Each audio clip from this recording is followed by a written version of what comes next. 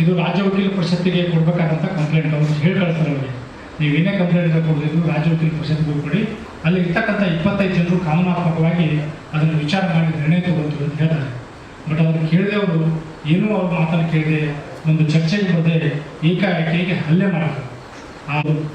ಆನಂತರ ಆಸ್ಪತ್ರೆಗೆ ಹೋಗ್ತಾರೆ, ಆಸ್ಪತ್ರೆಯಲ್ಲಿ ಚಿಕಿತ್ಸೆ ಪಡೆದು ಆನಂತರ ನಮ್ಮ ವಕೀಲರ ಪರಿಷತ್ತಿಗೆ ಮಾಹಿತಿ ಬಂದ ಮೇಲೆ ನಾವೆಲ್ಲರೂ ಸದಸ್ಯರು ಇವತ್ತಿನ ದಿವಸ ತುರ್ತು ಒಂದು ನಮ್ಮ ಸಭೆಯನ್ನು ಕರೆದು ಇಡೀ ರಾಜ್ಯದಲ್ಲಿರ್ತಕ್ಕಂಥ 26 ಜನ ಸಭೆಯನ್ನು ಮಾಡಿದ್ವಿ. ಈಗ 10 ಗಂಟೆಯಿಂದ 11 ಗಂಟೆವರೆಗೂ ಸಭೆಯನ್ನು ಮಾಡಿ ನಾಳೆ ಸೋಮವಾರ 21ನೇ ತಾರೀಕಿನ ದಿವಸ ರಾಜ್ಯದಲ್ಲಿರ್ತಕ್ಕಂಥ ಎಲ್ಲ ವಕೀಲ ಸಂಘಗಳು ಸಹ ಪ್ರತಿಭಟನೆಯನ್ನು ಮಾಡಿ ಆ ಪ್ರತಿಭಟನೆ ಮುಖಾಂತರ ತಹಶೀಲ್ದಾರರು, DC ಅವರಿಗೂ ಹಾಗೂ ಸಂಬಂಧಪಟ್ಟ ಇಲಾಖೆಯವರಿಗೆ ಮನವಿಯನ್ನು ಸಲ್ಲಿಸುತ್ತೆ ಹೇಳಿದ್ದೀವಿ. ಇನ್ನು ಮುಂದಿನ ದಿನಮಾನದಲ್ಲಿ ನ್ಯಾಯ ಕೊಡಿಸುವಂಥವ್ರು ಯಾರಾದರೂ ಇದ್ದರೆ ಅದು ವಕೀಲರು. ನೊಂದ ಕಕ್ಷಿದಾರರಿಗೆ ನ್ಯಾಯವನ್ನು ಕೊಡಿಸುವ ಜವಾಬ್ದಾರಿ ವಕೀಲರಿಗೆ. ಅವರಿಗೆ ಇಡೀ ರಾಜ್ಯದಲ್ಲಿ ಭದ್ರತೆ ಇಲ್ಲ ಅನ್ನುವಂಥದ್ದು ಇದು ಜನರಿಗೆ ಗೊತ್ತಾಗಬಾರ್ದು. ಆ ನಿಟ್ಟಿನೊಳಗೆ ತಾವೆಲ್ಲರೂ ಸಹ ಏನು ಆರೋಪಿಗಳು ಅವತ್ತಿನ ದಿವಸ ಬಂದು ಪಿತೂರಿಯನ್ನು ಮಾಡ್ಕೊಂಡ್ಬಂದು ಗಲಾಟೆ ಮಾಡಿದಾಗ ಅವ್ರ ಮೇಲೆ ಸೂಕ್ತ ಕ್ರಮ ಕೈಗೊಳ್ಳಬೇಕು ಅಂಥೇಳಿ ನಾವು ಈಗಾಗಲೇ ಇಡೀ ರಾಜ್ಯಕ್ಕೆ ಒಂದು ಪ್ರತಿಭಟನೆ ಮಾಡಿ ಮನವಿಯನ್ನು ಕೊಡಲಿಕ್ಕೆ ಕರೆಯನ್ನು ಕೊಟ್ಟಿದ್ದೀವಿ. ಇವತ್ತಿನ ದಿವಸ ರಾಜ್ಯ ವಕೀಲ ಪರಿಷತ್ತಿನ ಕಲಾವನ್ನು ತಗೊಂಡಿದ್ದೀವಿ. ಅದೇ ರೀತಿಯಾಗಿ ರಾಜ್ಯ ವಕೀಲ ಪರಿಷತ್ತಿನ ಎಲ್ಲ ಸದಸ್ಯರಿಗೂ ಸಹ 25ನೇ ತಾರೀಕಿಗೆ ಬೆಂಗಳೂರಲ್ಲಿ ಪ್ರತಿಭಟನೆ ಮಾಡಲಿಕ್ಕೆ ಬರಲಿಕ್ಕೂ ಕರೆ ಕೊಟ್ಟಿದ್ದೀವಿ. ಅದೇ ರೀತಿ ಈಗಾಗಲೇ ಇದಕ್ಕೆ ಸಂಬಂಧಪಟ್ಟಂಗೆ ಹಲಸೂರು ಪೊಲೀಸ್ ಸ್ಟೇಷನಲ್ಲಿ ಹೆಡ್ ನಂಬರ್ 95/2025 ಅಂತ ಫೈಲ್ ಆಗಿದೆ. ಪೊಲೀಸರು ಸಹ ತನಿಖೆ ಮಾಡಿದ್ದಾರೆ. ನಮ್ಮ ರಾಜ್ಯ ವಕೀಲ ಪರಿಷತ್ತಿನ ಆಗ್ರಹ ಏನಂದರೆ ಇದರ ಹಿಂದೆ ಯಾರ್ಯಾರಿದ್ದಾರೆ, ಯಾಕಂದ್ರೆ ಅವ್ರು ಪಿತೂರಿಯನ್ನು ಮಾಡ್ಕೊಂಡು ಬಂದಿದ್ದಾರೆ, ಅವ್ರನ್ನೆಲ್ಲ ತನಿಖೆಗೆ ತರಬೇಕು, ಅವ್ರಿಗೆ ಸೂಕ್ತ ಒಂದು ಶಿಕ್ಷೆ ಕೊಡಿಸುವಂಥ ವ್ಯವಸ್ಥೆ ಆಗಬೇಕು ಅನ್ನುವಂಥ ದೃಷ್ಟಿಯೊಳಗೆ ನಾವು ನಮ್ಮಲ್ಲಿರ್ತಕ್ಕಂಥ ಎಲ್ಲ ವಕೀಲ ಸಂಘಕ್ಕೂ ಕರೆಯನ್ನು ಕೊಟ್ಟಿದ್ದೀವಿ.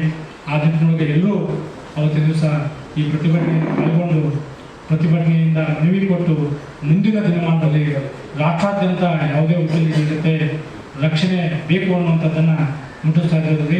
ಅದರ ಜೊತೆಗೆ ನಾವು ರಾಜ್ಯ ವಕೀಲ ಪರಿಷತ್ತಿನಿಂದ ನಮ್ಮ ಕರ್ನಾಟಕದ ಗೃಹ ಮಂತ್ರಿಗಳಾದಂಥ G. ಪರಮೇಶ್ವರ್ ಅವರು ಹಾಗೂ ಭಾರತದ ಒಂದು ಗೃಹ ಮಂತ್ರಿ ಆದಂಥ ಅಮಿತ್ ಶಾ ಅವರು ಈ ಮನವಿಯನ್ನು ತಲುಪಿಸುವಂಥ ವ್ಯವಸ್ಥೆಯನ್ನು ಮಾಡ್ತೀವಿ.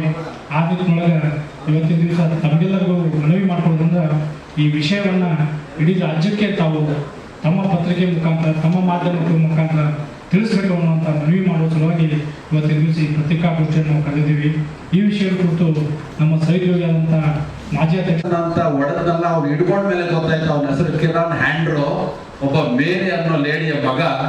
ಆ ಲೇಡಿ ಸುಮಾರು 2021ರಲ್ಲಿ ಒಂದು ಕೇಸನ್ನ ಬಾರ್ ಕೌನ್ಸಿಲ್ಗೆ ಕೊಡಕ್ ಬರ್ತಾರೆ. ಒಬ್ಬ ಸೀನಿಯರ್ ಕೌನ್ಸಿಲ್ ನಮಗೆ ಅನ್ಯಾಯ ಮಾಡಿದ್ದಾರೆ ಅಂತ ಕೊಡಕ್ ಬಂದಾಗ ನೋಡಿ, ಈ ಬಾರ್ ಕೌನ್ಸಿಲ್ ನಲ್ಲಿ ಹಿರಿಯ ಅಧ್ಯಕ್ಷರು ಮತ್ತೆ ನಮ್ಮ bar council of India co chairman Sadashiva Reddy sir ಇದ್ದಾರೆ. ಅವ್ರ ಹತ್ರ ಹೋಗಿ ಅಂತ ಅವ್ರಿಗೆ ಸೂಚನೆ ಕೊಟ್ಟಾಗ ಅವ್ರು ಆ ಕೇಸನ್ನ ತಗೊಂಡು ಸದಾಶಿವ ರೆಡ್ಡಿ ಸಾಹೇಬ್ರ ಆಫೀಸ್ಗೆ ಹೋಗ್ತಾರೆ. ಅವ್ರು ಆಗ ಹೇಳ್ತಾರೆ, ನೋಡಮ್ಮ ಈ ಕೇಸು ಬಾರ್ ಕೌನ್ಸಿಲ್ ಅಲ್ಲಿ ಕೊಡಬೇಕಾಗುತ್ತೆ, ನೀನು ನಮ್ಮ ಆಫೀಸಲ್ಲಿ ಕೊಡೋಂಗಿಲ್ಲ, ಇದು ರಾಜ್ಯ ವಕೀಲರ ಪರಿಷತ್ತಿಗೆ ಸಂಬಂಧಪಟ್ಟಿದ್ದು, ನೀವು ಅಲ್ಲಿ ಹೋಗಿ ಕೇಸ್ ಕೊಡಿ ಅಂತ ಅವ್ರು ಹೇಳಿದಾಗ ಆಕೆ ಇಲ್ಲಿಗೆ ಬರೋದೇ ಇಲ್ಲ, ಕೇಸನ್ನ ನಮ್ಮ ಬಾರ್ ಕೌನ್ಸಿಲ್ ಅಲ್ಲಿ ಕೊಡೋದೇ ಇಲ್ಲ. ಆಫ್ಟರ್ ಲ್ಯಾಪ್ಸ್ ಆಫ್ 4 years 4 ವರ್ಷ ಆದ್ಮೇಲೆ ಅವ್ರ ಮಗ ಅವ್ರ ತಾಯಿ ಏನ್ ಹೇಳಿದಾರೋ ಗೊತ್ತಿಲ್ಲ, ಆಫೀಸ್ಗೆ ಬಂದು ಏಕಾಏಕಿಯಾಗಿ ನಮ್ಮ ಬಾರ್ ಕೌನ್ಸಿಲ್ ಕೋ ಚೇರ್ಮನ್ ಹೊಡಿತಾ ಇರ್ತಾರಲ್ವಾ, ಹೊಡೆದ ನಂತರ ನನ್ನನ್ನು ಹೊಡಿತಾ ಇದ್ದೆ, ನೀನ್ ಯಾಕಪ್ಪ ಹೊಡಿತಾ ಇದ್ದೀಯ ಅಂತ ನಮ್ಮ ಸೀನಿಯರ್ ಕೌನ್ಸಿಲ್ ಕೇಳಿದಾಗ ಅವನು ಹೇಳಿ ಹೋಗ್ತಾನಂತ ಹೋಗುವಾಗ, ನೀವು ಈ ಕೇಸನ್ನ ನಿಮ್ಮ ಆಫೀಸ್ಗೆ ಬಂದಾಗ ತಗೊಂಡಿದ್ದಿದ್ರೆ ನಾನು ಇವತ್ತು ಕೋಟಾಧಿಪತಿ ಆಗ್ತಾ ಇದ್ದೆ, ಆ ಇನ್ನೊಬ್ಬ ಸೀನಿಯರ್ ಕೌನ್ಸಿಲ್ ಮೇಲೆ ಕೇಸ್ ಹಾಕಿದ್ದಿದ್ರೆ ಅದರಲ್ಲಿ ನನಗೆ ಆಸ್ತಿಯಲ್ಲಿ ಭಾಗ ಬರ್ತಾ ಇತ್ತು, ನೀವು ಕೇಸನ್ನ ಇಲ್ಲಿ ತಗೊಂಡಿಲ್ಲ ಅಂತ ಹೇಳಿ ಹೊಡೆದು ಅವರು ಹೋಗ್ತಾನಂತೆ. ಇಲ್ಲಿ ಸಾರಾಂಶ ಏನಂದ್ರೆ, ರಾಜ್ಯ ವಕೀಲರ ಪರಿಷತ್ತಿನ ಕೇಸು ವಕೀಲರ ಪರಿಷತ್ತಲ್ಲೇ ಕೊಡಬೇಕು. ಅವ್ರು ಹೋಗಿ Sadashiva Reddy sir bar council of India co chairman ಆಗಿದ್ರು ಅವ್ರ ವೈಯಕ್ತಿಕ ಆಫೀಸಲ್ಲಿ ಇವ್ರ ಕೇಸನ್ನ ಕೊಡೋಂಗಿಲ್ಲ, ಅವ್ರು ತಗೊಳ್ಳೋಂಗಿಲ್ಲ.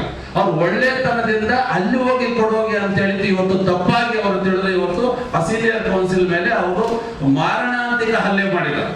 ಒಬ್ಬ ಸೀನಿಯರ್ ಕೌನ್ಸಿಲ್ ಮೇಲೆ ಅವ್ರು ಮಾಡಿರುವಂತದ್ದನ್ನ ಇವತ್ತೊಂದು ದಿನ ನಾವು ಖಂಡಿಸಿ ರಾಜ್ಯ ವಕೀಲರ ಪರಿಷತ್ತಿಂದ 199 ನಮ್ಮ ರಾಜ್ಯದಲ್ಲಿ ಏನು ವಕೀಲರ ಸಂಘಗಳಿದೆ, ಸುಮಾರು 1,40,000 ಜನ ಏನು ವಕೀಲರಿದ್ದಾರೆ, ಇವರೆಲ್ಲ ಸೇರಿ ಸೋಮವಾರ ನಮ್ಮ ಬಲಗೈಗೆ ರೆಡ್ ಟೇಪ್ ಅನ್ನು ಕಟ್ಟಿಕೊಳ್ಳುವುದರ ಮುಖಾಂತರ ಪ್ರತಿಭಟನೆ ಮಾಡಿಕೊಳ್ತಾ ತಾಲೂಕಿನ ದಂಡಾಧಿಕಾರಿಗಳಿಗೆ ಮತ್ತು ಉಪ ವಿಭಾಗಾಧಿಕಾರಿಗಳಿಗೆ ಮತ್ತು ಡಿಸ್ಟ್ರಿಕ್ಟ್ ಕೃಷಿ ಕಮಿಷನರ್ಗಳಿಗೆ ನಮ್ಮ ಮನವಿಯನ್ನು ಕೊಡೋದ್ರ ಮುಖಾಂತರ ನಮ್ಮ ವಕೀಲರ ಪರಿಷತ್ತು ಇವತ್ತು ತುರ್ತು ಮೀಟಿಂಗ್ ಅಲ್ಲಿ ಕರೆದು ಈ ನಿರ್ಧಾರವನ್ನ ನಾವು ಚೇರ್ಮನ್ ಎಲ್ಲರೂ ಎಲ್ಲ 25 ಜನ ಸೇರಿ ಈ ನಿರ್ಧಾರ ತಗೊಂಡಿದ್ದೀವಿ.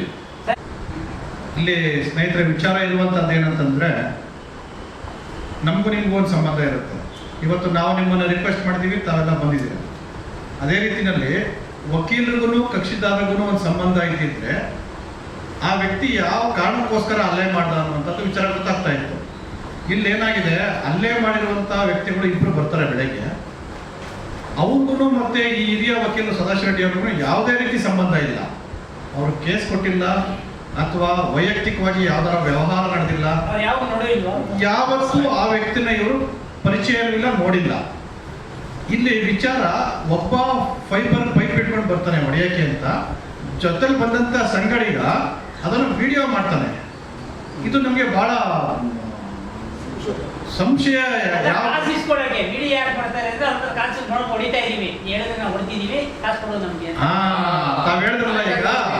ತಾವ್ ಹೇಳಿದ್ರಲ್ಲ, ಈ ವಿಡಿಯೋ ಮಾಡಿದಾರೆ ಅಂತ ಹೇಳಿದ್ರೆ ತಮ್ಗೆ ಅದು ಅರ್ಥ ಆಯ್ತಲ್ಲ, ಆ ವ್ಯಕ್ತಿಗಳು ಯಾರು ಅನ್ನೋದನ್ನ ಹೊರ ತೆಗಿಬೇಕು. ಅದನ್ನ ಈಗ ನೀವು ಹೇಳಿದ್ರಲ್ಲ, ಅದು ಯಾರು, ಅದ್ರ ಹಿನ್ನೆಲೆ ಪ್ರಚೋದನಕಾರಿ ಯಾರು, ಅದನ್ನ ತನಿಖೆಯಲ್ಲಿ ಒಂದು ಅಂಶ. ಎರಡನೇದು ಬಹಳ ಮುಖ್ಯವಾಗಿ ಏನಂತಂದ್ರೆ, ಈ ಸರ್ಕಾರಗಳು ಇವತ್ತು ಕಾಂಗ್ರೆಸ್ ಸರ್ಕಾರ ಇರ್ಬೋದು, ಮತ್ತೊಂದು ಬರ್ಬೋದು, ತಾವು ಎಲ್ಲ ಪ್ರತಿನಿತ್ಯ ನೋಡ್ತಾ ಇದ್ದೀರಾ. ಒಬ್ಬ ಹಿರಿಯ ಸದಸ್ಯರು ಜೊತೆಗೆ ಪ್ರತಿನಿಧಿ, ಭಾರತೀಯ ವಕೀಲ ಪರಿಷತ್ತಿನ ಸಹ ಅಧ್ಯಕ್ಷ ಕೋ ಚೇರ್ಮನ್ ಅವರು, ಅಂಥವ್ರು ಕಚೇರಿಗೆ ನುಗ್ಗಿ ಒಬ್ಬ ಹಲ್ಲೆ ಮಾಡ್ತಾನೆ ಅಂತಂದ್ರೆ ಈ ಸರ್ಕಾರಗಳು ಯಾವ ಮಟ್ಟನ್ನ ಕಟ್ಟುನಿಟ್ಟನ್ನ ಇಟ್ಕೊಂಡು ಸರ್ಕಾರಗಳನ್ನ ನಡೆಸ್ತಾವ್ರೆ ಅನ್ನುವಂಥದ್ದು ಒಂದು ವಿಚಾರ. ಮತ್ತೊಂದು ವಿಚಾರ ಅಂತ ಹೇಳಿದ್ರೆ, ಯಾರ ಒಬ್ಬನಾದ್ರೂ ಇಲ್ಲಿಯವರೆಗೆ ಸರ್ಕಾರದ ಸಂಬಂಧಪಟ್ಟ ವ್ಯಕ್ತಿಗಳು ಒಬ್ಬರ ಈ ವಿಚಾರವಾಗಿ ಏನಾದ್ರು ಮಾತನಾಡಿದಾರ? ಅಲ್ಲಿಗೆ ಜವಾಬ್ದಾರಿಯುತ ಅನ್ನುವಂಥದ್ದು ನಮ್ಮ ಕರ್ನಾಟಕ ರಾಜ್ಯದಲ್ಲಿ ಸತ್ತೋಗಿದೆ. ಇವ್ರು ಯಾಕೆ ಇವರು ನಮ್ಮ ಜನಪ್ರತಿನಿಧಿಗಳಾಗಿರ್ಬೇಕು? ಗೃಹ ಮಂತ್ರಿಗಳು ಮಾತಾಡಲ್ಲ, ಸಾಮಾನ್ಯ ಇರುವಂತ ಅಲ್ಲಿ ಸಂಬಂಧಪಟ್ಟಂತ ಇಲಾಖೆಗಳಲ್ಲಿ ಯಾರು ಮಾತಾಡಲ್ಲ. ಒಂದು ಪೊಲೀಸ್ ಕಮಿಷನರ್ ಬೇರೆ ವಿಚಾರಗಳಾದ್ರೆ ಪ್ರೆಸ್ ಮೀಟ್ ಮಾಡ್ತಾರೆ.